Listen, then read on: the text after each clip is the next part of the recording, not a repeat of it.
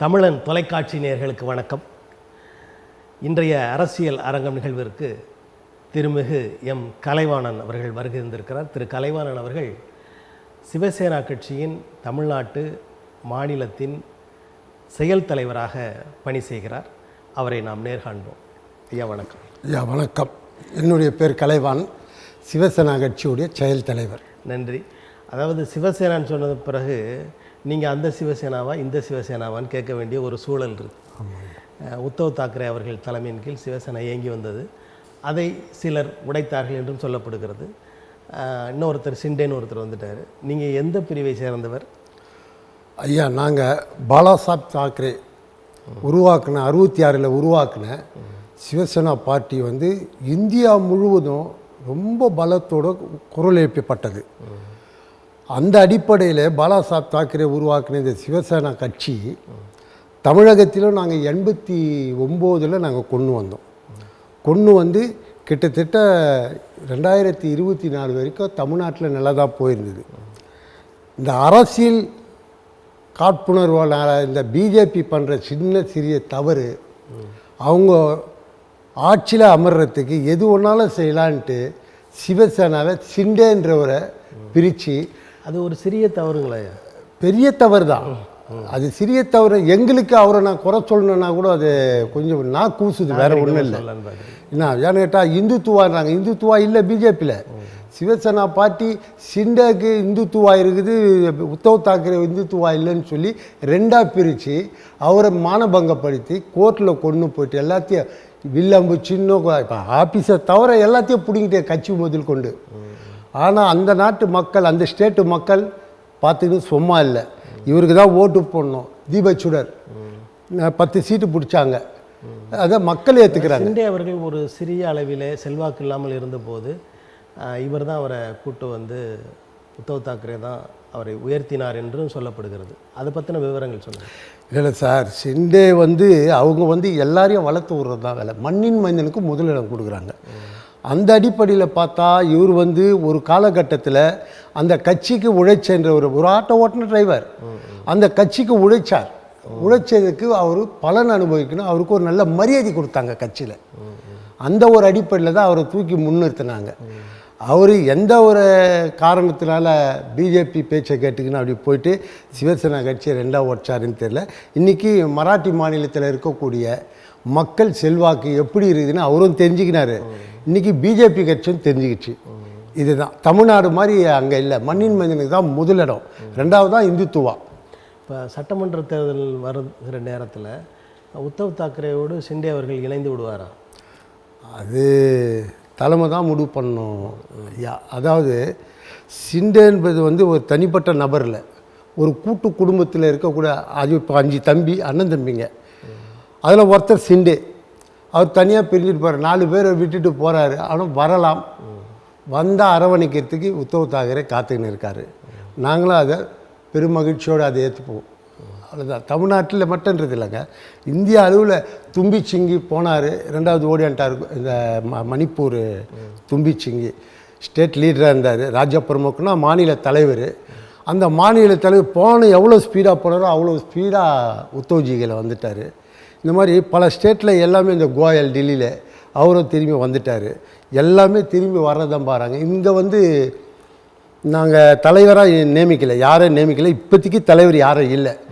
தலைவர் இல்லாத பட்சத்தில் மாநில செயல் தலைவராக எங்களை நியமித்து நாங்கள் எங்கள் வழியில் கொண்டு எல்லாரையும் ஒருங்கிணைச்சி சிவசேனாவை நல்ல நிலைமையில் கொண்டு போனோம். தமிழ்நாட்டில் இந்த 2 பிரிவு இல்லை, ஒரே பிரிவு தானே?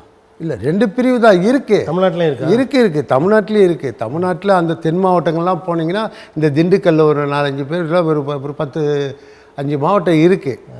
ஆனால் இருந்தாலும் கூட நம்ம சிவசேனான்னா அந்த பால் தாக்கரே, உத்தவ் தாக்கரே, ஆதித்யா தாக்கரே, இதுதான் ஜனங்க மத்தியில் ஹைலைட்டு. சிண்டேன்றது இன்றைக்கி 2.5 வருஷம் அவர் உக்காந்துட்டார். இந்த 2.5 வருஷம் போயிட்டுனா சிண்டே ஒன்றும் இல்லாத போயிடுவார். அதுதான், வேறு ஒன்றும் இல்லை. ஆனால் இன்றைக்கி இருக்கிற நிலவரம், பாலாசாஹிப் தாக்கரே குடும்பத்துக்கு இருக்கிற செல்வாக்கு அதிகமாக தான் கூடும், கம்மியாகல். அந்த அளவுக்கு பசித்து பெற்ற ஒரு மகான் குடும்பம் அந்த குடும்பம். பால் தாக்கரே அவர்களிடம் இருந்த அந்த வலிமை அடுத்த உத்தவ் தாக்கரேட்ட இல்லைன்னு நினைக்கிறீங்களா?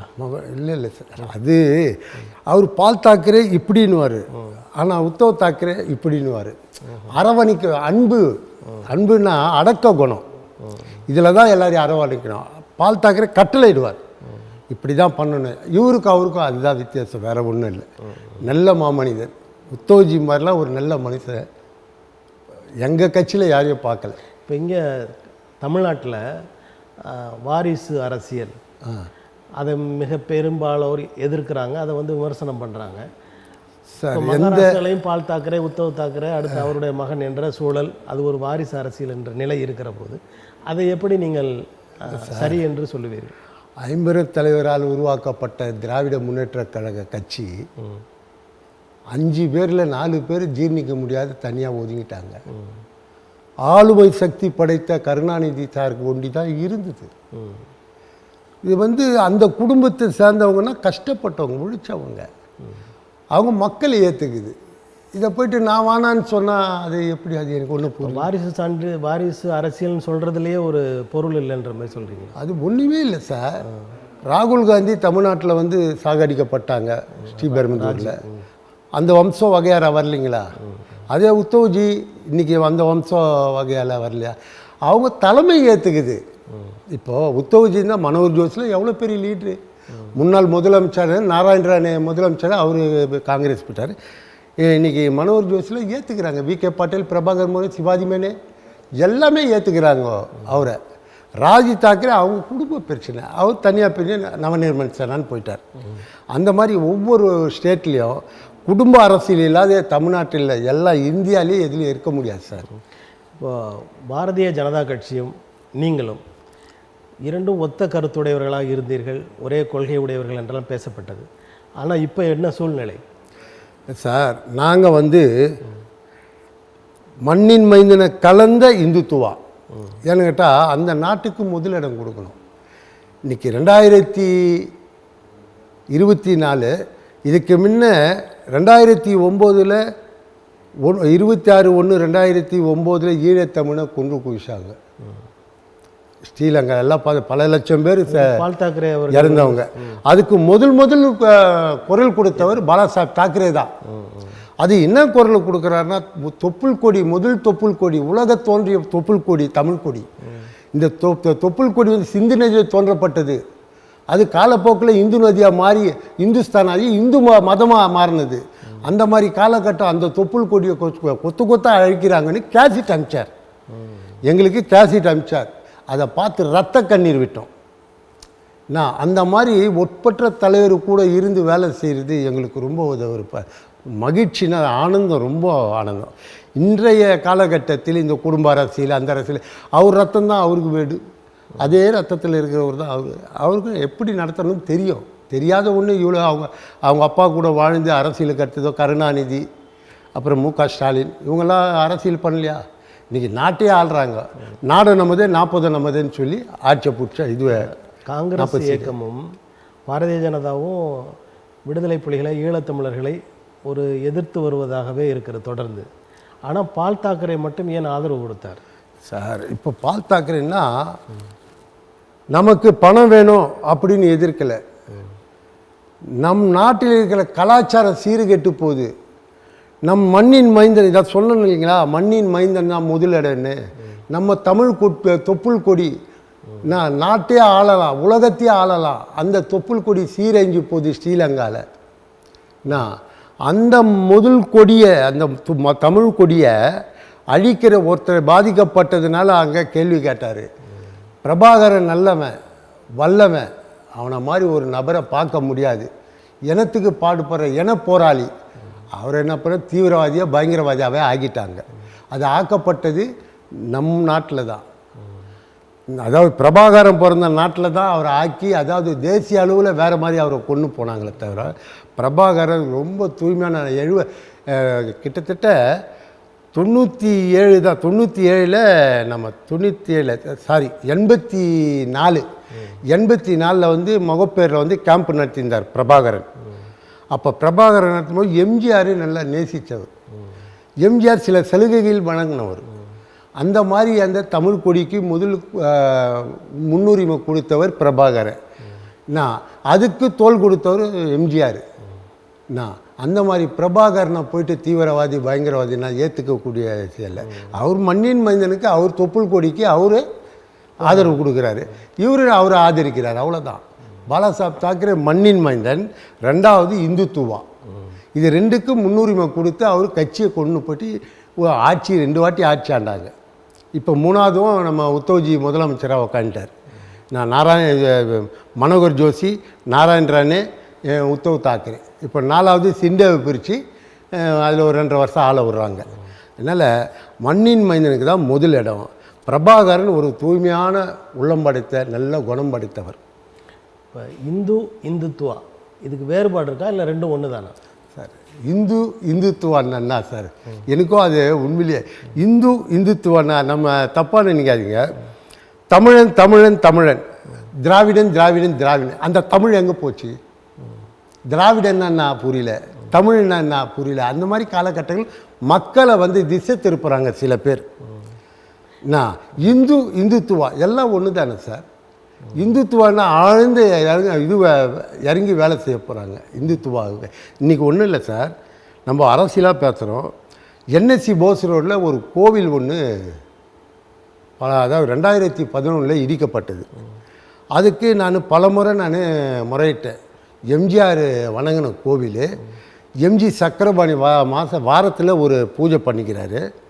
கக்கன் அங்கே அந்த கோயிலை விநாயகர் கோயிலை வணங்கினார். அந்த மாதிரி ஒரு 3-4 முதலமைச்சரை பார்த்த அந்த விநாயகர் பெருமான் இன்றைக்கு காணாத போயிட்டு அதை இடித்து கலசம் காணும், அந்த விக்கிரகங்கள் காணும், விக்கிரகம் கீழே இருக்கக்கூடிய பொக்கிஷங்கள் காணும், தெரியுங்களா? அது காணும். நானும் பல முறை ஆர்டிஓவில் போட்டு அதுக்கு பட்டா இருக்குது, பட்டா கூடவில் குளம் இருக்குது, குளத்து மேலே வீடை கட்டி வச்சுருக்காங்க. நாயுடு பிளாசான்னு ஒரு பிளாசா கட்டி வச்சுருக்காங்க. இந்த மாதிரி மக்கள் தான் நம்ம தப்பு பண்ணுறோமே கண்டி இந்துத்துவா அது ஒரு சைடில் போனாலும் நம்ம அந்த பணத்துக்கு ஆசைப்பட்டு சில பேர் செய்கிற தவறு இன்றைக்கி இந்துத்துவாவை அனுமானம் வைக்க காலகட்டங்கள் கொண்டு வருது. நான் இந்த மாதிரி தவறு யார் ஒரு இந்து தான் செய்திருக்கான். கோவிலை இடிச்சிருக்கான். கோவில் அந்த 57 டிவிஷனில் இருக்க கோவிலை சிஐடம் கேட்டதுக்கு எனக்கு தெரியாது. ஏசி ஜோன் மண்டல அலுவலகத்தில் ஏசி சாரை கேட்டதுக்கு, ஐயா நம்ம குப்பை கொட்டி வச்சுக்கிட்டு அதை இடித்தோம். என்ன குப்பை கொட்டினாங்க எனக்கு ஒன்றும் புரியல. குப்பை கொட்டுறதுக்கு ஆலயத்துக்கு தேவையா? அதே மாற்று மதத்தில் இருக்கக்கூடிய ஒரு பாட்டிலுக்கு தண்ணி குடிச்சிட்டு பாட்டில் போட்டால் கூட அவங்க கேள்வி கேட்பாங்க. நான் பல முறை இப்போ கூட எனக்கு சில தடுப்பு இன்ஸ்பெக்டர் இப்போ எனக்கு ஃபோன் பண்ணியிருந்தாங்க, கொஞ்சம் வாங்க, கொஞ்சம் உங்களிடம் பேசணும் ஜி அப்படின்னு. இப்போ ஒரு 2 நிமிஷத்துக்கு முன்னே நான் அதோ வரேங்க, ஒரு ப்ரோக்ராம் முடிச்சுட்டு வந்துடுறேங்க அப்படின்னு இருக்கோம். காரணம் அங்கேயே நாங்கள் கம்ப்ளைண்ட்டு கொடுத்துருக்கோம், ஈபிலையும் கம்ப்ளைண்ட்டு கொடுத்துருக்கோம், தமிழக முதல்வருக்கும் கம்ப்ளைண்ட் போயிருக்கு, எல்லாருக்கும் கம்ப்ளைண்ட் போயிருக்கு. நம்ம நாடுங்க, நம்ம சுத்தமாக தூய்மையாக இருக்கணும். நம்ம கையில் சுத்தம் இல்லைன்னு சொன்னால் அவத்துக்கு இது பண்ணுறான், இவன் இதை பண்ணுறான்னு சொல்கிறது தவறு. இந்துத்துவாவில் இப்போ இந்துத்துவா சொல்கிற அத்தனை பேருமே இறங்கினானா இன்றைக்கி தமிழ்நாடு இல்லை, இந்தியாவே தாங்காது. நீ ஒரு மாதிரி நான் ஒரு மாதிரி, இப்படி தான் போகுது. அதான் இப்போ சொன்னீங்களே இந்துத்துவாவா, இப்படி தான் போகுது. இந்துத்துவானா என்னன்னு தெரியல, இந்துனால என்னன்னு தெரியல. அது ஒரு நம்ம நண்பர் சொல்லியிருந்தார், இயேசு தோன்றிய போது, நபிகள் நாயகம் தோன்றும் போது இந்துத்துவா இல்லைன்னு. அப்போ தேவையில்லை. உலகத்தை கட்டி காத்த பரம்பொருள் சிவபெருமான். அன்னைக்கு எங்களுக்கு இந்துத்துவா என்ன, இந்துன்னு இந்துத்துவா இரண்டும் ஒன்று தான் அப்படின்னு சொல்லி ஒன்று தான் சார். இப்போ அப்படி சொல்லுகிற போது பாரதிய ஜனதா கட்சியின் இந்துத்துவா வேறு மாதிரி இருக்கிறது, அவங்க பேசுவது வேற மாதிரி இருக்குது சார். அவங்க அரசியல் சீட்டு, இந்த நாற்காலி வேணும் எனக்கு, இந்த நாற்காலி தேவை, நான் எதுவும் பண்ணுவேன். ஏன் பார்த்தீங்கல்ல, பக்கத்தில் நம்ம மாநிலம், நம்ம பக்கத்தில் இருக்கிற மாநிலம் பாண்டிச்சேரி, அந்த பாண்டிச்சேரியில் என்ன பண்ணாங்க, ரங்கசாமி நீங்கள் முதலமைச்சர். அதனால் அவங்களுக்கு தேவை அந்த சீட்டு, எதுவும் எந்த ஆழத்துக்கும் போவாங்க. பாரதிய ஜனதா ஆர்எஸ்எஸ்லாம் தூய்மையான, பாரதிய ஜனதாக்கா ஆர்எஸ்எஸ்க்கும் பிடிக்காது சார். இப்போது 2 பேரும் செட் ஆகலை. இப்போ அவங்க தான் இவங்க நடத்துகிறாங்கன்னு சொல்கிறாங்களே. இருந்தது, வாஜ்பாயோடு போயிடுச்சு. வாஜ்பாயெலாம் நல்ல தூய்மையான மனுஷன். என்ன அந்த கேட்டகரி பாருங்கள், மன்மோகன் சிங், வாஜ்பாய், விபி சிங், ஐக்கிய குஜ்ரால் இவங்கெல்லாம் ஒரு நல்ல அரசியல்வாதிங்க. அந்த அரசியல்வாதியாக இல்லை, அந்த கேட்டகரியில் தாண்டி இப்போ பிஜேபிலாம் வேறு மாதிரி போகுது. நாட்டை சரியாக போகிறதா சரியற்ற வழியில் போகிறதா? எங்கே தவறாக தான் போகுது. ஏன் சார் ஒவ்வொரு ஸ்டேட்டை கழிச்சிக்கணும் வந்து நான் என்ன சொல்கிறேன், கொள்கையை காட்டு, உண்மையை பேசு, நாட்டை பிடி, நல்லதை செய். உங்கள் அக்கௌண்ட்டில் இவ்வளோ பணம் விழும், இவ்வளோ பணம் விழும், நீங்கள் இப்போ கேஸு வந்து மானியம் இல்லை உங்களுக்கு, இவ்வளோ பணம் விழுன்னு எங்கே பணம் விழுது? அப்பாவி நடுத்தரவாதி மாட்டிக்கின்னு அவசரப்படுறான். இன்றைக்கி 500 ரூபா கேஸு 480 ரூபா விற்ற காங்கிரஸ் கவர்மெண்ட்டில் இன்றைக்கி 1000 ரூபா சார். இப்போ உண்மையிலே சொல்கிறேன், நடுத்தரவாதி இல்லாதவன் ஒரு விறகு வச்சு பிளாட்பாரத்தில் சோறாக்கி சாப்பிட்றலாம். நடுத்தரவாதி ரொம்ப பாதிக்கப்படுறான். அந்த மாதிரி ஒரு வேலை இது மட்டும் கேஸு மட்டும் இல்லை சார், எல்லா வகையிலையும் விலை ஏறி இருக்குது. சென்ட்ரல் கவர்மெண்ட் என்னப்பா நீ வெள்ளரசாட்டு மக்களை டல்லரசா ஆக்குறிய? மக்கள் நல்லா இருந்தாலும் சார் நீங்கள் நல்லா இருப்பீங்க, நாடு நல்லா இருக்கும். இன்றைக்கி சொல்கிறாங்க சைனாக்கார பேக் வாங்கிட்டானா, உன்னை பார்த்து பேக் வாங்கலை, ஐயா அப்துல் கலாமை பார்த்து பேக் வாங்க. அந்த நினைப்பு அவனுக்கு இன்னமும் ஞாபகம் இருக்குது.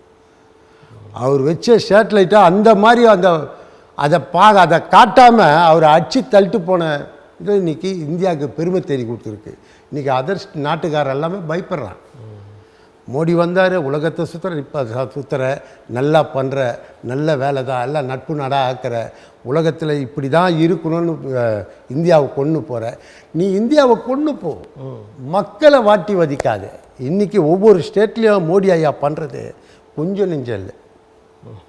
ஒரு ஸ்டேட்டை கலைக்கணும், வெட்டணும், கலைக்கிறதுன்றதுல வெட்டணும், துண்டு துண்டாக ஆக்கணும். பாதி அவங்க சைடு வச்சுப்பாங்க, மீதி அனாதியாக விட்டுருவாங்க. தலைமையில் கையை வச்சுன்னு உத்தவ் தாக்கரே மாதிரி மக்கள் செல்வாக்கு இருக்கிறவங்கள ஒன்றும் பண்ண முடியல. அவங்க எல்லாம் பண்ணுறாங்களே, தென்னாட்டில் பண்ண முடியலையே. அதுக்கு காரணம் என்னங்க? ஐயா என்ன ஐயா, நான் அதை சொல்லணுன்னா உண்மையிலே சொல்கிற காரணம்னு கேட்குறீங்க. நான் அறியாமை, என்னுடைய அறியாமை. என்ன விளம்பரங்கள் அதிகமாகி போச்சு தென்னாட்டை பொறுத்த வரைக்கும். விளம்பரங்கள் அதாவது கையில் ஒன்றுமே இருக்காது, ஒன்றும் இருக்காது. அது இருக்குது, இது இருக்குது. ரோட்லலாம் இந்த அது முன்னே அள்ளிக்குளம் பக்கத்தில் இது இந்த மந்திரவாதி மாதிரி பார்த்தீங்கன்னா அந்த மாதிரி தான் இங்கே தமிழ்நாட்டில் நடக்குது. தமிழ்நாட்டில் என்ன இல்லை எங்க இன்றைக்கி ஐயா ஸ்டாலின் ஐயா நல்லா தான் பண்ணுறாரு. இந்துத்துவாவுக்கு நான் முதலிடம் கொடுப்பேன்னாரு. இன்றைக்கி அதுலேருந்து அவர் பேக் வாங்கிட்டார். இந்த கோவில் ஸ்தலங்கள்லாம் வந்து சீரழிஞ்சு போகுது. இப்போது ஏன்னா சேகர்பாபு அவர்கள் காலத்தில் ஏகப்பட்ட கோயிலுக்கு திருமுழுக்கு பண்ணியிருக்காரு, நிறைய செலவு பண்ணுறாங்க. மக்களால் உருவாக்கப்பட்ட அந்த இந்து, அதாவது ஆலய பாதுகாப்பு குழு, இந்து திருக்கோவில் கூட்டமைப்பு, இவங்கெல்லாம் உருவாகி மக்களால் உருவாக்கப்பட்டு அங்கே எதிர்ப்பு கிளம்பும் போது தான் இன்றைக்கி திமுக கவர்மெண்ட்டு வந்து அதை பற்றி ஈஸியாக வலிக்க முடியும். இன்றைக்கி போனீங்கன்னா பக்கத்தில் சார் ஒன்றுமே இல்லை சார். நான் இதெல்லாம் நம்ம மீடியாவில் சொல்கிறது சொல்லி எவ்வளோ பார்த்துருக்குறோம். சாந்தோம் சர்ச்சி நம்ம கபாலீஸ்வரர் கோயிலுடைய சொத்து. இதை ஐயா சேகர்பாபு சாரால் மீட்ட முடியுமா? ஏங்க ஒன்றுமே இல்லைங்க. இந்து அறநிலைத்துறை கொடுத்தோம், ஒரு குப்பையை அகற்ற தெரிலங்க. சென்னை மாநகராட்சி சீரழிஞ்சு போச்சு. நல்ல ஆட்சி நடத்துகிற தமிழக முதல்வர் மு.க. ஸ்டாலின் அவர்கள் இன்றைக்கி வந்து சென்னை சீர்குலைஞ்ச சென்னையாகி போச்சு. நான் காவா மலேரியா காவா கட்டுறேன்னு 12 mm கம்பி போட்டு கட்டணும், 8 mm 6 mm தரம் இல்லையே. எப்படி நாட்டு முன்னேற்றத்தை காண முடியும்? அவர் சீட்டில் உக்காஞ்சி ஒவ்வொரு திட்டங்கள் போடுறதெல்லாம் நல்லா தான் இருக்குது, கீழே நடைமுறை அழகாக கொண்டு வர மாட்டாங்களே. இப்போ நம்ம நீங்கள் தொடர்ந்து இப்படி பேசுகிறீங்க, நம்ம கேட்ட ஒரு கேள்விக்கு வந்துடுங்க. அதாவது பாரதிய ஜனதா கட்சியின் வேலை தமிழ்நாட்டில் ஏன் எடுபடவில்லை? இல்லை சார், தமிழ்நாட்டில் வந்து ஏன் எடுப்படையில்லைன்றதை விட பாரதிய ஜனதாவுக்கு வந்து ஒரு முத்திரை ஒன்று கொடுத்துட்டாங்க. இந்துத்துவம், அதாவது என்னை பொறுத்த வரைக்கும் என்னுடைய கட்சி மட்டும் இல்லை, பாலாசாஹிப் தாக்கரே எந்த மதத்தை அவர் கொச்சப்படுத்துறது இது வரைக்கும் பார்த்ததில்லை. அவன் செய்கிற அந்த மதத்தில் இருக்கக்கூடிய ஒரு நபர் செய்கிற தவறு, அது என்ன தவறுன்னா அவன் செய்கிற பயங்கரவாதிக்கு துணை போகிற தவறுனால தான் அவனை தான் எதிர்க்கிறாங்க. நான் இந்த பாரதிய ஜனதான்றது வந்து அப்படி இல்லை. ரத யாத்திரை ஒன்றுமே இல்லை, ரத யாத்திரை பண்ணாங்க, அது பண்ணி ஆட்சியாக கழிச்சாங்க. விபி சிங் ஆட்சி கழிச்சது இல்லைங்களா? ரத யாத்திரை பண்ணாங்க, அதை பண்ணாங்க, நான் கோயிலை கட்டுறேன்னாங்க. ஏன் இந்த அவ்வளோ அவசரமாக இந்த கோயிலை கட்டணும்னு அவசியம் இல்லையே. என்ன அது கட்டணும் ராமர் பிறந்த இடம் ராம ஜென்ம பூமி. ஆனால் அது அவசரமாக கட்டி இன்னமும் ஆட்சியை தனி மெஜாரிட்டியில் ஒரு 4 சீட்டு வந்துட போறியா? இல்லை, மக்கள் தெரிஞ்சு போச்சு. உத்தரப்பிரதேசம் நீ நம்பி இந்த உத்தரப்பிரதேசம் உங்களை வந்ததா பார்த்தீங்களா? இல்லை. தமிழ்நாடு வந்தால் 40 நாமேன்ட்டு எடுத்துட்டாங்க திராவிட முன்னேற்ற கழகம். இந்த மாதிரி ஒவ்வொரு ஸ்டேட்டாக இப்போ மகாராஷ்டிராவில் இங்கே விடுங்க, மகாராஷ்டிராவில் வர முடிஞ்சுதா?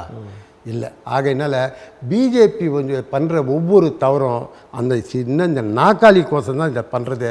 இந்துத்துவா கொஞ்சம் கூட இல்லை. இந்த இதுவெல்லாம் சேர்த்து சின்ன சின்ன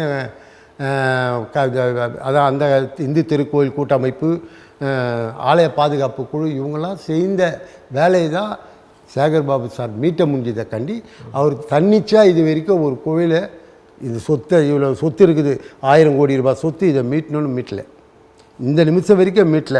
அதை ஒன்றா பதிவிட சொல்லுங்கள் அவரை. நானும் அதை நிறைய இடங்கள் பிறருடைய கையில் இருந்த கோயில் நிலங்கள்லாம் மீட்டியிருக்காரு. அதுக்கான ஆதாரங்கள்லாம் சொல்கிறேன். அதெல்லாம் வர்றது தான் சார். கோர்ட்டு மூலியமாக 99% அந்த டைமில் நம்ம திமுக கவர்மெண்ட்டு உக்காஞ்ச பிறகு அவருக்கு சாதகமாக போச்சு. 99 கோர்ட்டு மூலியமாக அகத்தீஸ்வரர் கோயில் கோர்ட்டு மூலியமாக தான் போய்க்கு சார். அகத்தீஸ்வரன் கோயிலுக்கு கிட்டத்தட்ட 4000 கோடி ரூபாய் சொத்து சார். அது நாங்கள் போராடி ஃபைட் பண்ணி ஓரளவுக்கு 99% வந்திருக்குது. ஏன் சார் ஒன்றுமே இல்லை. உங்கள் இந்த சரௌண்டிங்கில் கோயம்பேடு பக்கத்தில் ஒரு கோர்ட் ஆர்ட்ரு முஸ்லீம் கோவிலை இடிக்கணும்னு ஆர்ட்ரு. இன்றைக்கி அந்த பள்ளிவாசலை இடிக்கலை. அது உங்களுக்கு தெரிஞ்ச கதை தான். இடிக்கலை. காரணம் சேகர் பாபா அதை போய்ட்டு அதை இடித்து தான் ஆகணும்னு சொன்னாரா? இல்லை. அதே இந்து கோவிலாக இருந்தால் இடிக்க சொல்லுவார். கோவிலை இடிச்சிருக்காங்க. 1110 கோவிலுக்கு மேலே இடிச்சிருக்காங்க. இல்லை, அதில் பாரபட்சம் காட்டுறதில்ல. அதாவது பொது தலங்கள், வழிபாட்டு தலங்கள் எந்த சமயமாக இருந்தாலும் அதை இடிக்கிறாங்க. அது நிறைய நடந்துருக்கு. இப்போ தமிழ்நாட்டை பொறுத்தவரை ஐயா சொல்கிறீங்க கரெக்டு. இன்றைக்கி நாங்கள் ரொம்ப அதில் மனவேதனையோடு இருக்கோம். என்கிட்ட திமுக உலகமே எதிர்க்கக்கூடிய பாபர் மசூதி இடித்ததை விடவா? இல்லை சார், பாபர் மசூதி மசூதி இல்லை சார். அதுதான் நம்ம ரொம்ப தவறு பண்ணுறோம். அது மசூதி இல்லை சார். அது அங்கே வழிபாடு இருந்ததுன்னா இப்போ நாங்களாம் அதில் தலையிட்டு இருக்க மாட்டோம். வழிபாடு இல்லை அதில். அந்த காலத்தில் இது புதுசாக உருவாகல சார். அந்த காலத்தில் இது பிரச்சனைகள் தான். அது கட்டும்பொழுதெல்லாம் பிரச்சனை. அதுவும் பூமிக்குள்ளே போயிடுச்சு. 2வது பிரச்சனைகள். மசூதி அங்கே சார் கட்டியிருக்காங்க. அது மசூதி இல்லை சார். மசூதி தொழுகை நடந்தால் அதை ஏற்றுக்கலாம். இப்போ ஒன்றுமே இல்லை. ஒரு 2000 இறந்தவங்களை புதைச்சிட்டு அது பக்கத்தில் தொழுகை நடத்துகிறது அவங்க பழக்கமாக இருந்தது. புரியல சார். அதாவது இறந்தவங்க முக்கியமானவர்கள் இறந்துட்டாங்கன்னா அவங்கள புதைச்சி அந்த இடத்துல தொழுகை கூடமாக அதை பயன்படுத்திகிட்டு இருந்தாங்க. அப்படி நிறைய இடங்கள் பயன்படுத்துகிறாங்க. இப்போ தர்கான்னு சொல்கிறாங்கல்ல, அந்த இடங்கள்லாம் அப்படிப்பட்ட இடங்கள். இப்போ ஒன்றும் இல்லை சார். நம்ம சாத்தாங்காடுன்னு ஒரு இடம், கிட்டத்தட்ட ஒரு 5-6 ஏக்கர். அந்த குப்பை கொட்டுறதுக்கு ஒரு நபர் ஒரு 120 ஏக்கரை ஃப்ரீயாக கொடுத்துருக்கலாம். அது கார்ப்பரேஷனுக்கு சொந்தமான இடம்.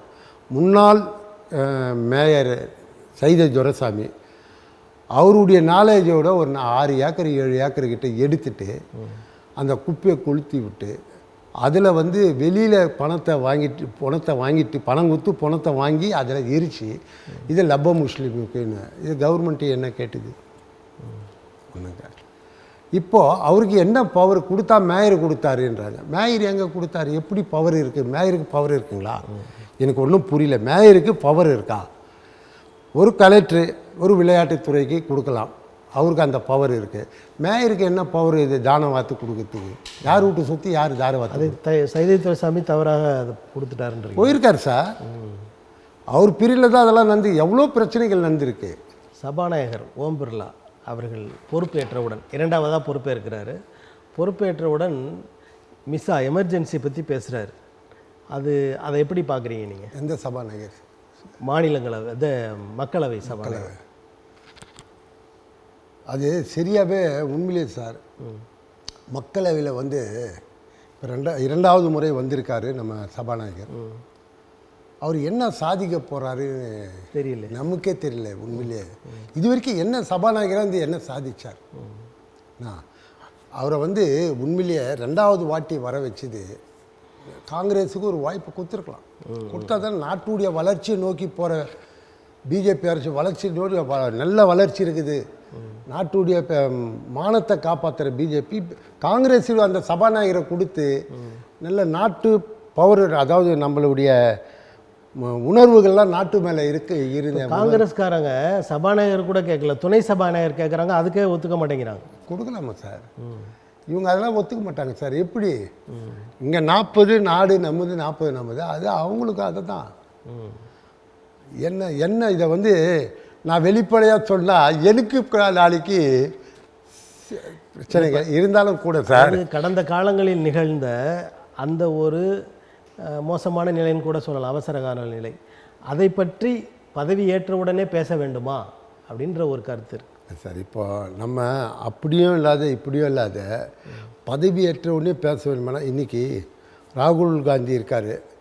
ராகுல் காந்தி எடுத்த உடனே அவர் வார்த்தைகள்லாம் வந்து வேறு மாதிரி. இப்போ அன்றைக்கி இருந்த ராகுல் காந்தி இல்லை, இன்றைக்கி இருக்கிற ராகுல் காந்தி நாட்டை வந்து பிடிக்கணும், பிஜேபி எப்படியாவது மட்டம் தட்டணும், இந்த கவனத்தில் தான் அவர் செலுத்துறார கண்டி இந்த நிமிஷம் வரைக்கும் அவர் வந்து உண்மையாகவே இல்லை. ராகுல் காந்தி உண்மையாக இல்லை, உண்மை இல்லை. இது மோடி உண்மையாக இருக்காரா? இல்லை சார், மோடியும் என்ன சார் உண்மையாக இருக்காங்க? மக்களை நேசிக்கிறவங்க தான் சார் உண்மை. கக்கன் எப்படி இருந்தாங்க, காமராஜர், குமாரசாமி ராஜா எப்படி இருந்தார்? இப்போ ராகுல் காந்தி மக்களுக்காக பேசுகிறேன்னு சொல்கிறாரு. என்ன சார் மக்களுக்காக சார்? இந்த நிமிஷம் வரைக்கும் அவர் என்ன அதான் கூடிச்சா சார்? லோக்சபா கூடிச்சா? அந்த லோக்சபாவில் என்ன சப்ஜெக்ட் வச்சார் பார்த்தீங்களா? என்ன ஒரு சப்ஜெக்டை வைக்கலையே. மக்களுக்கோசம் என்ன சப்ஜெக்ட் வச்சார்? நீட்டு தேர்வு என்ன சார் பண்ண போகுது? என்ன பண்ண போகுதுன்னு கேட்குறீங்க? 2-3 பீகார், குஜராத் இந்த மாநிலங்கள்ல எல்லாம் இல்லை சார், அது வந்து உண்மையிலே சொல்கிறேன், எல்லா ஸ்டேட்லேயும் ஒரு சிறு தவறுனால அப்பாவி தாழ்த்தப்பட்ட சமுதாயத்தில் சேர்ந்த பசங்களாம் இன்றைக்கி பார்த்தா நீட்டு தேர்வுக்கு ஓடுதுங்க, நல்லா படிக்குதுங்க. இன்றைக்கி படிப்பு கல்வித்துறை எங்கடா ஒன்றுமே இல்லை. நான் ஒரு நீட்டுக்கு பயிற்சி எடுக்கிறாங்கல்ல, ஆமாம், அதுலேயே 1 லட்சம் அதற்கு மேலான தொகை செலுத்தி தான் படிக்கிறாங்க. டொனேஷன் எங்கே ஏழை மக்கள் படிக்கிறாங்க? அதில் இல்லை இருக்காங்க சார், நான் பார்த்துக்கிறாங்க, பணம் கொடுத்து படிக்கிறாங்க. 40,000 ரூபாய் நான் அதுக்கு என்னுடைய நண்பர் மூலியமாக கொடுத்துருக்கேன். ஏதோ 1-2 இருக்கலாம், மொத்த கிராமத்து மக்கள் எல்லாம் படிக்க முடியும். இருந்தாலும் அதை படிப்பு அறிவு வந்து குழந்தைங்களுக்கெல்லாம் இன்றைக்கி எங்கேயோ போய். சரி, இப்போ நீட் இருக்கு, இதுக்கு முன்னாடி அந்த மாதிரியான தேர்வுகள் இல்லை, ஆனால் தமிழ்நாட்டில் திறமையான மருத்துவர்கள்லாம் உருவாகலையா? இல்லை சார், நீட்டால் எவ்வளோ குழந்தைங்க இன்றைக்கி எவ்வளோ பசங்க படித்து டாக்டராக வந்துருக்கு. எத்தனை பேர் செத்தாங்கன்றது சார்? என்ன சார் இதெல்லாம் செத்தாங்கன்னா, அதாவது வந்து இருக்கிறவன் அந்த நீட்டை வந்து வெறுக்கலாம் சார், இல்லாதவன் என்ன சார்? உங்களுடைய கொள்கை வந்து நீட்டு வேணும் அறியாம இல்லை, நான் நீட்டு வேணும்னு கேட்குறேன்னா என்ன அடிப்படை மக்களுக்கு வந்து சேருது சார் கல்வி. உண்மையிலேயே அது நீட்டு வந்து அந்த நீட்டு தேர்வு அது பயிற்சியெல்லாம் இலவசமாக கொடுத்தா நீங்கள் வரவேற்கலாம். அதுக்குன்னு ஒரு குரூப் சம்பாதி. நீட்டுன்றது எந்த சார் தமிழ்நாடு மட்டும்தான் சார் எதிர்க்குது. காரணம் நீங்கள் எடுத்துக்கங்க. யார் இப்போ ஆந்திராவில் போராட்டம் வந்துருச்சு, அதெல்லாம் சார் இப்போ ஆந்திராவில், அதாவது பீகார்லேயும் போராட்டம் வந்துருச்சு சார். ஒன்று என்ன சொல்கிறேன், இப்போ இந்த காலத்தில், இப்போ ஒரு 5 ஆண்டு காலத்தில் கட்டுற அதை லைசன்ஸை வாங்கி கட்டி கல்வித்துறையை வந்து விற்கிறாங்க தெரியுமா, அவங்களாம் எதிர்க்க தான் செய்வாங்க சார். உண்மையிலே நீட்டு தேர்வுலாம் நீட்டு தேர்வு எனக்கு ரொம்ப பிடிச்சிருக்கு. மக்கள் மத்தியில் இந்த நீட்டு தேர்வு மூலியமாக அது கீழே போய் அந்த கல்வி உட்காருதுடான்னா அது எவ்வளோ சந்தோஷம். நான் என்ன கேட்குறேன், மருத்துவ கல்வியில் நீட்டு வர்றதுக்கு முன்னாடி சிறந்த மருத்துவர்கள் தேர்வாகவில்லையா? இல்லை தமிழ்நாடு வந்து மிக உயர்ந்த இடத்துல மருத்துவத்தில் இருக்கு, அதெல்லாம் பொய்யாவா சார்? ஒன்று சொல்லிட்டுக்கலாம், பணம் இருந்தால் சிறந்த கல்வி வரதா சார் செய்யும். பணம் அப்புறம் எதுக்கு நீட்டு? ஏன் சார் இப்போ 50 லட்சம் கொடுக்குறாங்க, இல்லாதவன் 50 லட்சம் கொடுக்க முடியுமா சார்? உண்மையிலேயே நடுத்தரவாதிகளே கொடுக்க முடியல. அடிமட்டத்தில் இருக்கிற குழந்தை, இந்த சோமசுந்தரன் ஒரு சின்ன பையன், ஒரு 27 வயசு பையன், அவன் இன்றைக்கி நீட்டு தேர்வில் அடித்து தூக்கியிருக்கிறான். அது உங்களுக்கும் தெரியும். நான் அவனுக்கு 10 ரூபாய், அவங்க அப்பா வந்து விவசாயம் செய்கிறாரு, அவங்க அம்மா இன்றைக்கி விவசாயம் செய்து காப்பாற்றுறாங்க. அப்பாவுக்கு உடம்பு சரியில்லை, அந்த பையன் வர முடியுது, வந்து இன்றைக்கி டாக்டராக ஆக முடியுது. பணம் தான் சார் மெயின். 50 லட்சம் கொடுக்க முடியுமா? அவங்களால கொடுக்க முடியாது. 60 லட்சம் 70 லட்சம் ரேட்டு. இப்போ நம்ம ஜெகத் ரட்சகன் சார் எத்தனை கல்வித்துறை வச்சுருக்காரு, எத்தனை கல்வி வச்சுருக்காரு. மெடிக்கல் காலேஜ் எவ்வளோ காலேஜ் இருக்குது சார் அவர்கள். அந்த மாதிரி எல்லாமே காலேஜ் தான் இருக்குது. இவங்கெல்லாம் எதிர்க்க தான் சார் செய்வாங்க. இப்போ தமிழ்நாடை பொறுத்த அந்த ஒரு விஷயத்தில் இப்போ இந்த விஷயத்தில் பாரதிய ஜனதாவோடு நீங்கள் ஒத்த கருத்துடையவர்களாக இல்லை இருக்கீங்க. பாரதிய ஜனதா இல்லை சார், இது மக்களுடைய விருப்பம். நீங்கள் போய் பாருங்கள், இந்த மீனவருடைய வம்சம்லாம் இன்றைக்கெல்லாம் பாருங்கள், இன்றைக்கி எல்லாமே டாக்டருக்கு படிக்கணும் என் குழந்தை அப்படின்னு ஒரு ஆர்வத்தோடு படிக்க வைக்குதுங்க. இதை நான் பார்த்துக்கிறேன். இப்போ ஒன்றும் இல்லை, நம்ம ராயபுரத்தில் ஒரு 4-5 பேர் குழந்தைங்க நீட்டு தேர்வுக்கு படிக்க வைக்கிறாங்க. இதை சொல்கிறீங்க. அதே நேரத்தில் பாரதிய ஜனதா அரசு என்ன பண்ணுதுன்னா, தந்தையார் பார்த்த தொழிலை பாருங்கள் அப்படின்ற ஒரு திட்டத்தையும் கொண்டு வராங்க. தந்தையார் பார்த்த தொழில் பார்க்கணுன்னா என்ன இது? நீங்கள் மருத்துவர் ஆகணும், நாளைக்கு தந்தையார் குடித்த குடியை நீங்கள் குடிங்கன்னு கூட சொல்லலாம். அதெல்லாம் அவங்கவுங்களுக்கு சார். பாரதிய ஜனதா சொல்லுங்க, இந்த நலஜித்த யோஜனான்னு போட்டாங்க, யாருக்கு என்ன நிலம் வந்தது, எந்த வீடு வந்தது சொல்லுங்கள். அவங்க போட்டு ஜனங்க கையிலேருந்து ஒரு 150 ரூபா அந்த கம்ப்யூட்டர் சென்டர் வாங்கின்னு தான் மிச்சம். இப்போ பாரதிய ஜனதா கட்சி ஆட்சியும் சரியில்லை, காங்கிரஸும் சரியில்லைன்னு சொல்ல வரீங்களா? இல்லை, நான் காங்கிரஸை குறை சொல்லவில்லை. இந்த காலகட்டத்தில் பாரதிய ஜனதா மக்களுக்கு சேர வேண்டிய சலுகைகளை சேர்க்கவில்லை. இதுதான் குறை சொல்கிறேன். பாரதிய ஜனதா ஆட்சி நல்லா இல்லைன்னு நம்ம சொல்லுங்கள். காங்கிரஸை குறை சொல்லலைன்றீங்க. காங்கிரஸ் காங்கிரஸ் மக்களுக்காக நீட் தேர்வு விலக்கு வேணும், அந்தந்த மாநிலங்கள் என்ன விரும்புகிறதோ வேணும்னு சொல்கிறதோ. நீட் தேர்வு யார் சார் ஏற்றுட்டு வந்து? யார் ஏற்றுவோம்? காங்கிரஸ் பீரியடில் தானே சார் கொண்டு வந்தாங்க. அவங்க அந்த நேரத்தில் புகுத்தலை, ரொம்ப திணிக்கலையே. நீங்கள் வேணுங்கிறவங்க பயன்படுத்திக்கலாம் சார். அதை தானே இப்போ பின்பற்றி போய் தானே வாஜ்பாய் நரேந்திர மோடி கொண்டு எல்லா இடத்துலையும் இருக்கணுன்ற மாதிரிலாம் பேசுகிறாங்க.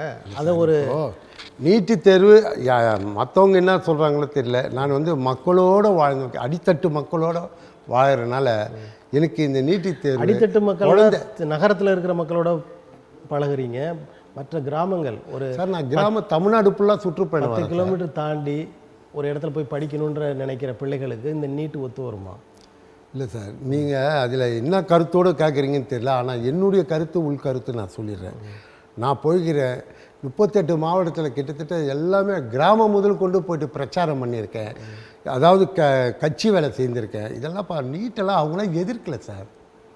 நான் என்னுடைய ஒத்துப்பட்ட கருத்தே இல்லை சார். மக்கள் வந்து அதை ஏற்றுக்கிறான், நீட்டை ஏற்றுக்கிறான். அப்போ இவ்வளோ பேர் போராடுறாங்களே தமிழ்நாட்டில், இதெல்லாம் வந்து ஒரு மாயையா? இல்லை சார், அதை வந்து நான் மாயன்னு சொல்லலை. போராடுறவங்க அத்தனை பேருமே அடித்தட்டு மக்களாக அதில் ஒரு 4 பேர் சொல்லுங்கள் சார். இருக்காது. இருக்கப்பட்டவன் அவனுக்கு என்ன இருக்குது? 50 லட்ச ரூபா சாதாரண, 1 கோடி ரூபாய் சாதாரண. அவன் எதுக்கு நீட்டை எதிர்க்கணும்? அதாவது படிக்கணும் இல்லைங்களா? காசை கொடுத்து வாங்கிட போகிறாங்க. அவ்வளோதான். அப்புறம் அவங்க எதுக்கு நீட்டை எதிர்க்கணும்? நீட் இருந்துட்டு போட்டு தானே. இல்லை சார், அது அந்த காலேஜின்னு ஒன்று இருக்குது இல்லைங்களா? அதனால எவ்வளோ வருமானங்கள் இழக்கிறாங்க. நீட்டு தேர்வால் இழந்து போனோம். காலேஜ் வச்சுருக்க அத்தனை பேருமே இழந்து போகுது. இன்றைக்கி வந்து ஒரு காலேஜில் ஒரு சீட்டுக்கு 50 லட்ச ரூபா போட்டால் கூட இன்றைக்கி எங்கே போயிடுச்சு சார் அது? சரி, இப்போ பாரதிய ஜனதா கட்சி மிக பெரும்பான்மையோடு சென்ற காலங்களில் ஆட்சி செய்தது. இப்போ எதிர்க்கட்சிகள் கூடுதலாக வந்திருக்காங்க. அப்படி இருக்கும்போது இந்த ஆட்சி எப்படி இருக்கும் என்று நீங்கள் நினைக்கிறீர்கள்? எதிர்க்கணும் சார், அதுதான் ஆட்சி.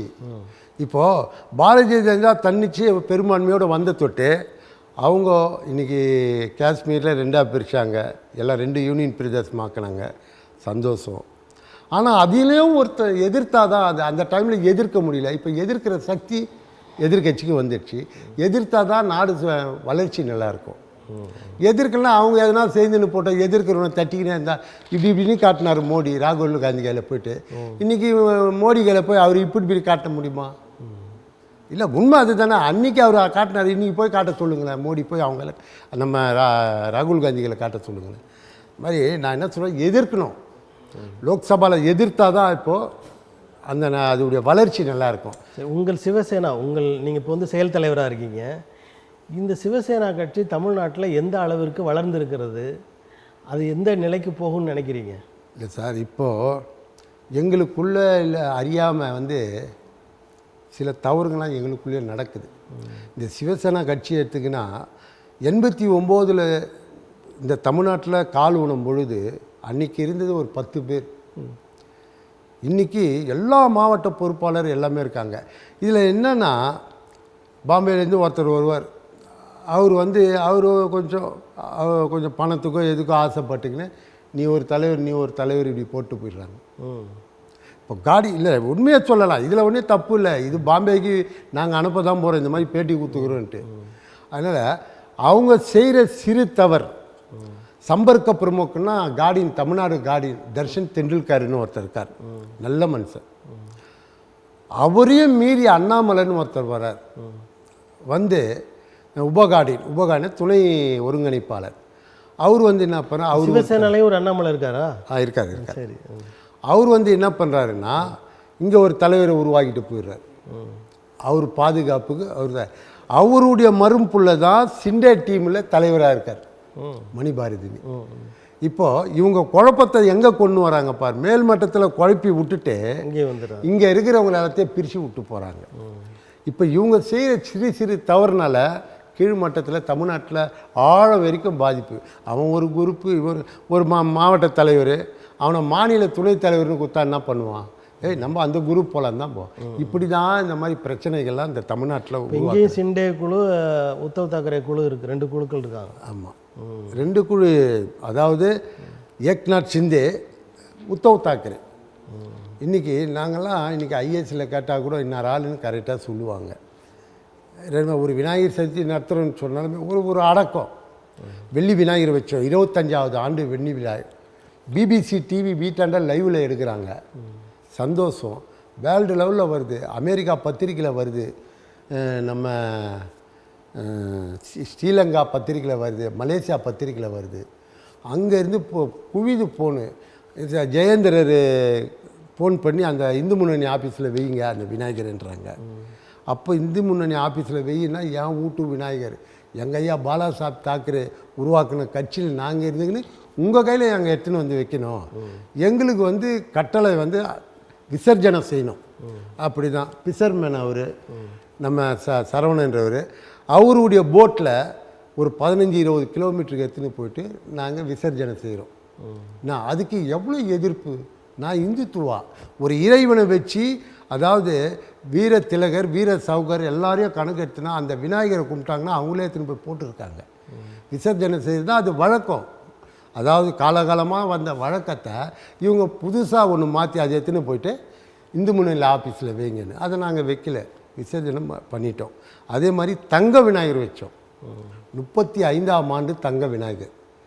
அதுவும் அந்த மாதிரி தான் பிரச்சனை பண்ணாங்க. பிரச்சனை பண்ணி எடுத்துன்னு போய் நான் என்ன பண்ணேன், அந்த தங்க விநாயகர் எங்களுக்கு ஸ்பான்சர் பண்ணேன். ஒரு 500 கிராம் ஸ்பான்சர் பண்ணவருக்கு ஃப்ரீயாக கொடுத்துட்டு அவர் கையில் ஒரு விநாயகரை வாங்கி கோயிலை கட்டிட்டோம். நான் அந்த மாதிரி தான் நாங்கள் இந்துத்துவா கலந்து. நீங்கள் கேட்டிங்களா இந்த வெள்ளி தங்கம்லாம் கடலில் கொண்டே போட்டிங்களா? இல்லை கடல் அது எல்லா பத்திரிக்கை டிவி. அது ஒரு தவறாக தெரியலையா உங்களுக்கு? எது சார்? அதாவது ஒரு செல்வம், அது வந்து மக்களுக்கு பயன்படுகிற சார். இந்துக்களுடைய கலாச்சாரம், இந்துக்களுடைய வணங்குற தெய்வத்தை வாழேடி வழியாக வருதுன்னு சொன்னால் அதை அதாவது ஒரு தவறு. இப்போ பட்டு சேலையெல்லாம் எரிச்சாங்க ஒரு காலத்தில், இப்போல்லாம் அதெல்லாம் குறைச்சிட்டாங்க. ஏன்னா மக்கள் பயன்படுத்துறதுக்கே இல்லை கொண்டு போய் தீயில வைக்கிறீங்களேன்ற ஒரு பகுத்தறிவு கண்ணோட. அந்த மாதிரி நீங்கள் ஒரு செல்வம், பொன், வெள்ளிலாம் விலை ஏறி போச்சு, அதை ஏழை பாலைகளுக்கு கொடுக்கலாமே சார். எங்களுக்கு மக்களுடைய, என்னுடைய கலைவாணனுடைய சொந்த பணம் இல்லை சார் அது. அந்த கொண்டே கடலை போடல. இல்லை, நீங்கள் ஒன்று சொல்கிறேன், புளியந்தோப்புன்றது வந்து பெரிய நெட்வொர்க்குள்ள, அதாவது ரவுடிஸ்லேயும் சரி, லாபரி, அதாவது என்னென்ன இருக்குதோ அத்தனையும் நடக்கிற ஏரியா புளியந்தோப்பு. அந்த புளியந்தோப்பு நான் இன்றைக்கி சொல்கிற மனம் தந்து வெள்ளி விநாயகரால் தான் அதை மாற்ற முடிஞ்சுது. இன்றைக்கி நார்த் இந்தியெல்லாம் பெங்காலிக்காரன், ராஜஸ்தான்காரன் எல்லாமே இன்றைக்கி குடிப்பு வந்துட்டான் உள்ள. இன்றைக்கி எங்கேயோ போய் வெள்ளி விநாயகர் கொண்டு போட்டிங்களே, உங்களோட வந்த மீனவர்கள் அதை இல்லை எடுக்கலை அது எடுக்கலை. காரணம் முத்து குளிக்கிறவங்க கூட அங்கே போய் முடியல. ஏன்னு கேட்டால் பின்னால் ஒரு போட்டு வந்துட்டு போலீஸு வந்தது. ஏன்னா அவங்க திறமையானவங்களாம் இருக்காங்க மீனவர்களில். இல்லை இருக்காங்க சார். ஆனால் நமக்கு சாதாரண சிப்பி எடுக்கிறவங்க இல்லை. இதில் ஒரு கூத்து என்னென்னா, மலைப்பகுதி, அதாவது கடலுக்குள்ள மலைப்பகுதி. அவங்க அப்பா நல்ல போட்டு ஓட்ட தெரிஞ்சவர்.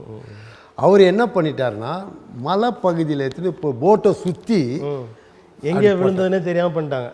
அதில் அந்த அளவுக்கு அதில் திறமைசாலி அவங்க. அதுக்கு நம்ம அடுத்த இடத்துக்கு வருவோம். இப்போ அந்த கருணாபுரம், கள்ளக்குறிச்சி கருணாபுரம் மது பிரச்சனை, கள்ளச்சாராயம், இதை பற்றி உங்கள் கருத்து என்ன?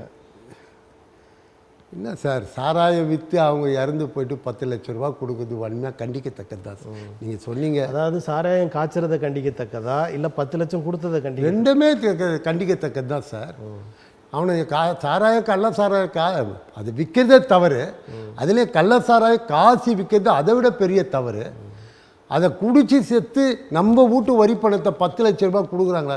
அதை விட பெரிய தவறு என்ன சார் இது? ஒரு உயிர் போச்சுன்னா அதுக்காக நம்ம அரசாங்கம் ஏதாவது கொடுக்கறது வழக்கம் தானே சார்? நம்ம நாட்டை காக்காரு நம்ம போய் பாருங்கள். நான் உண்மையிலேயே நான் அந்த சைடில் நார்த்து வடக்கு சைடில் நான் ரொம்ப லைக் பண்ணி போயிருக்கேன் சார். அந்த லடாக்லாம் நான் போயிருக்கேன் சார். லடாக்கில் போய் பாருங்கள் சார். அவன் சாப்பிடும்போது தண்ணி இருக்காது சார். இப்படி குச்சியை குத்தி அப்படி வலிப்பான்.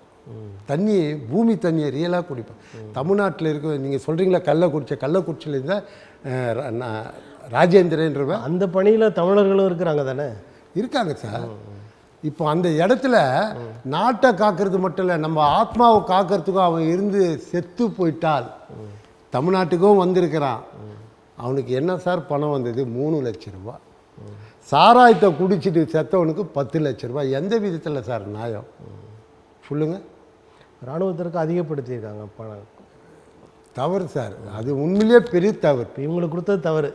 கொடுத்தது தவறு இல்லை, விற்கிறதே தவறு. எவ்வளோ கொடுத்துருக்கலான்னு நினைக்கிறீங்க சார்? இப்போ என்னத்துக்கு கொடுக்கணும்? அகமாக அந்த 50 ரூபா திரும்ப அந்த குடும்பத்துக்கு கொடுத்துருந்தா பரவாயில்ல. உன்னுடைய சுகதிஷ்டிக்கு நீ குடிச்சிட்டு சேர்த்து போனீங்கன்னா 10 லட்ச ரூபா உனக்கு வந்து என்ன? என்னுடைய வரிப்பணம், கலைவாணனுடைய வரிப்பணம் சார்.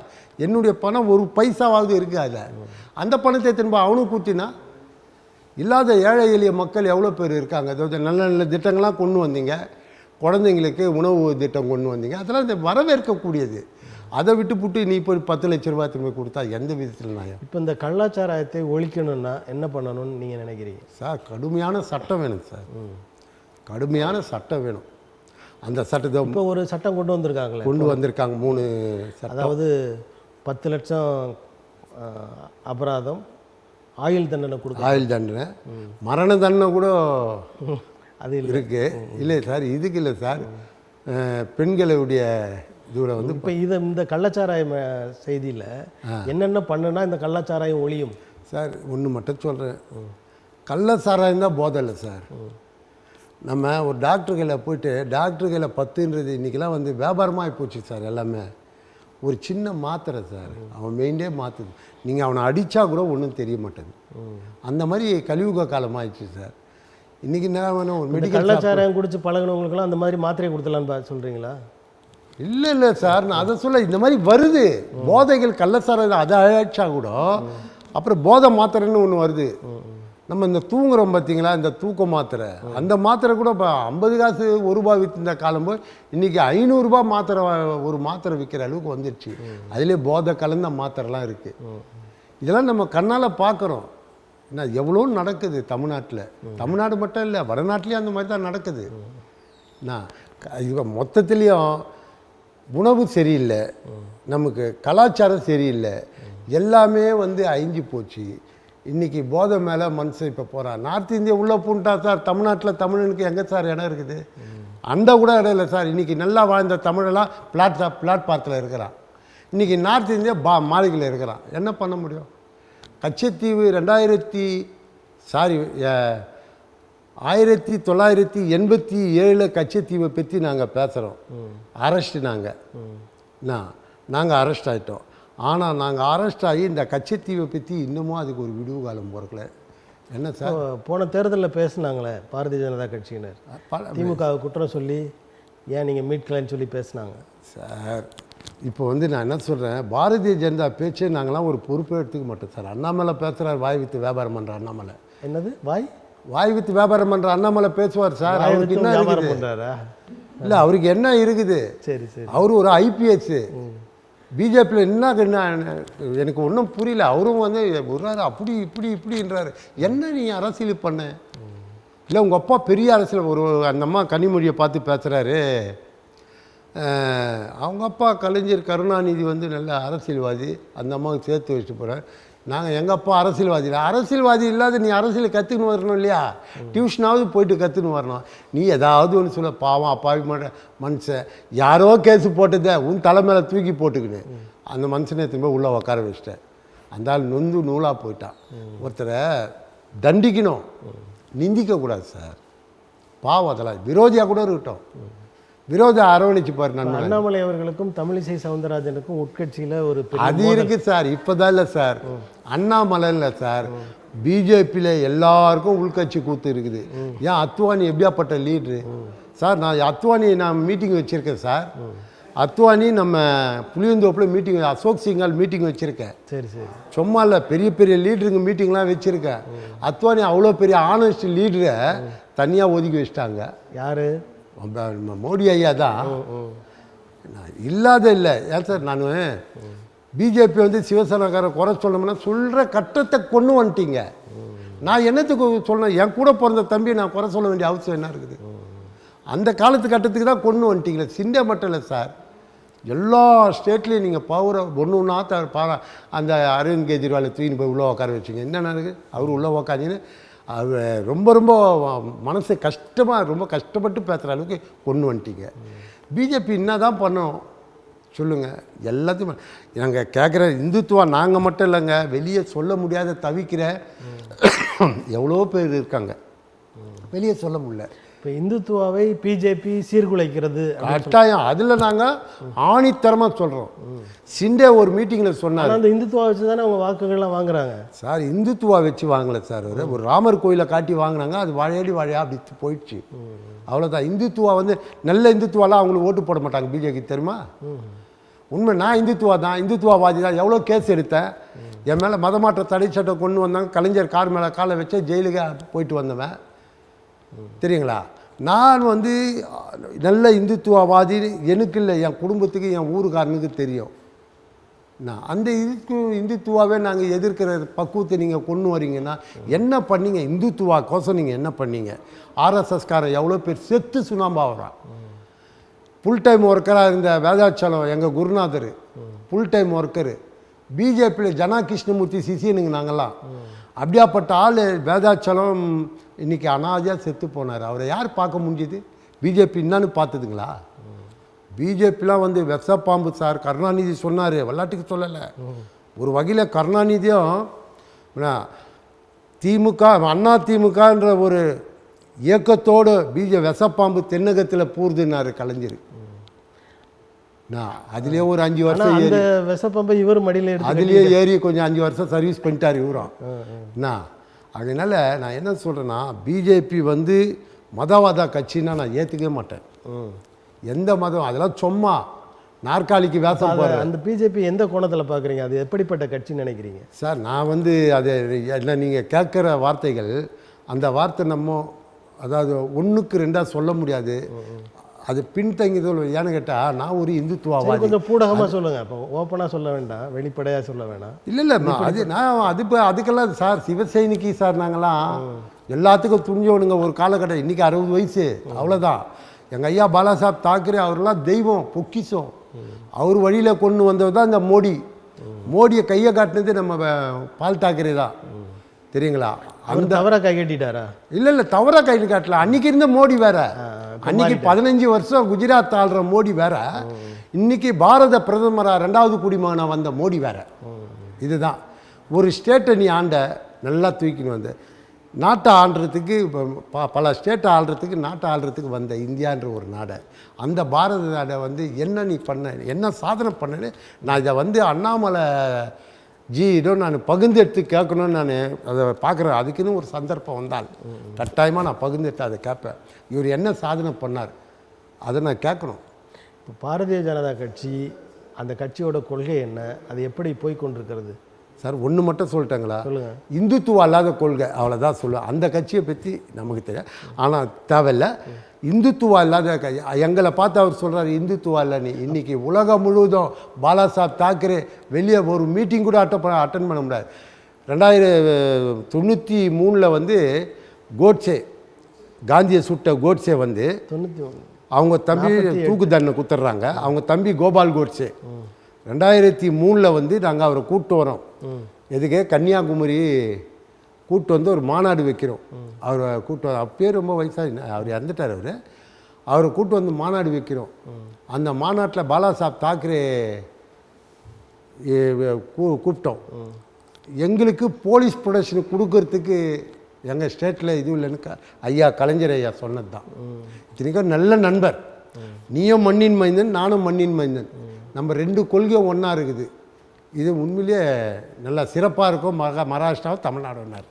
ஆனால் அப்படியாப்பட்ட கருணாநிதி ஐயா எங்கள் தமிழ்நாட்டில் நீங்கள் காலை வைக்கிறதுக்கு போலீஸ் ப்ரொடெக்ஷனே எங்களால் கொடுக்க முடியாது, நீங்கள் துணை இராணுவ படத்தை கேட்டுங்க அப்படின்னு சொன்ன கருணாநிதி. அப்படியாப்பட்ட தலைவர் அவர். அந்த தலைவர் உருவாக்குன மோடியை எடுத்துன்னு வந்து வைங்க, கொஞ்சம் நல்லா அவர் பண்ணுவாருன்னு அவர் கையை காட்டி தான் நரேந்திர மோடி வந்தார கண்டி. மற்றபடிலாம் இவரை அத்வானியும் ஏற்றுக்கலை, அங்கே இருக்கிற தலைவருங்க யாருமே இவரை ஏற்றுக்கலை. அவருக்கு ஒரு மரியாதை இது. இன்றைக்கி அந்த கட்சியை ரெண்டாக உடைச்சி பாதி நீ வச்சுக்கிட்டு மீதி எங்கள் கையில் கொடுக்குறீ, எந்த விதத்தில் நியாயம்? அப்போ உனக்கு என்ன அரசியல் உணர்வு, இந்துத்துவா உணர்வு இல்லை. எங்களை பார்த்து சொல்கிறார் அவங்களுக்கு இந்துத்துவாவே இல்லைன்னு. நாங்கள் தான் சொல்கிறோம் மண்ணின் மைந்தனுக்கு தான் முதலிடம், 2வது தான் இந்துத்துவா. அந்த மண்ணின் மைந்தன் முதலிடம்னு சொல்லி தான் இன்றைக்கி 2 தலைவராக உருவாகிறான். தெரியுதுங்களா? 2 தலைவர் எதுக்காக உருவாகிறான்? அந்த மண்ணின் மைந்தனுக்கு முதல்ல இந்துத்துவானா 2 தலைவராக உருவாகிருக்க மாட்டான். அவங்க போடுற தலைவர் தான் எல்லாமே. இதுதான் நான் பிஜேபி சார். நான் உண்மையிலே இன்றைக்கி நடக்கிற பிஜேபியாக இல்லை, நடக்கிற ஆட்சியும் அது ஆட்சியாகவே இல்லை. இந்த விஷயத்தில் சிவசேனா கட்சியுடைய சார்பாக நான் இதை முன்முயற்சிக்கு ஆணித்தரமாக சொல்கிறேன். தமிழன் தொலைக்காட்சி நிலையத்திற்கு வந்து தாங்கள் உங்களுடைய கருத்துக்களை, உங்கள் கட்சி சார்ந்த கருத்துக்களை மக்களுக்கு தெரிவித்தமைக்கு எங்களது மனம் கனிந்த நன்றி. அதாவது இந்த தமிழன் தொலைக்காட்சி வந்து எனக்கு பிடிச்ச தொலைக்காட்சி, நல்ல விளம்பரம். ஆனால் உங்களுக்கு ஒரு என்ன நான் என்னால் முடிஞ்ச ஒரு ஒத்துழைப்பு இந்த தமிழன் டிவி கொடுக்கணும்னு பாருங்கள். ஏன்னா மக்கள் மத்தியில் நல்லா ரீச் ஆகுது. நன்றி, ரொம்ப நன்றி. நேயர்களே, அடுத்த அரசியல் அரங்கம் நிகழ்வில் வேறொரு ஆளுமையுடன் சந்திப்போம். இணைந்திருங்கள் தமிழன் தொலைக்காட்சியோடு.